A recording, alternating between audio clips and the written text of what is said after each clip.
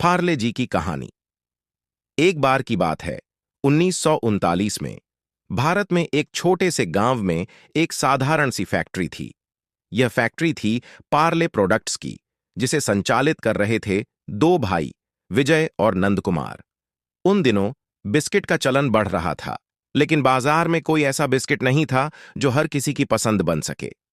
विजय भाई ने सोचा, हमें ऐसा बिस्किट बनाना चाहिए जो सभी के लिए हो, पैसे में सस्ता और स्वाद में बेहतरीन। उन्होंने अपनी टीम के साथ कई प्रयोग किए। कई बार उनके बिस्किट जल गए, कभी सही स्वाद नहीं आया, लेकिन उन्होंने हार नहीं मानी। एक दिन जब उन्होंने एक नई रेसिपी बनाई, तो उन्होंने उसे पार्ले जी नाम दिया। इसका आकार गोल और कुरकुरा था। पहले टेस्ट में ही सबको उसका स्वाद भा गया।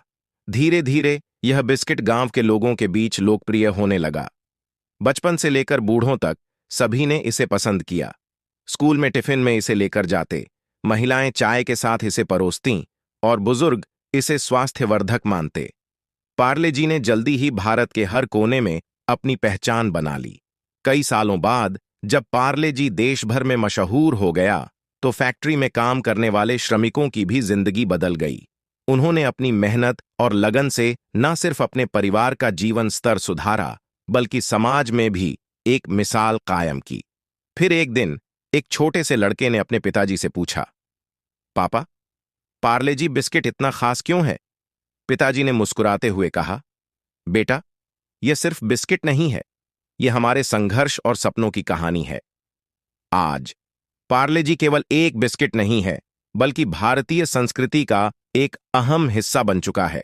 चाहे कोई त्योहार हो या घर में मेहमान, पार्ले जी हमेशा मेज पर रहता है। इसकी मिठास और कुरकुरापन हर दिल को छू जाता है। इस तरह पार्ले जी ने सिर्फ एक बिस्किट के रूप में नहीं, बल्कि भारतीय जीवन शैली का प्रतीक बनकर हर घर में अपनी जगह बनाई।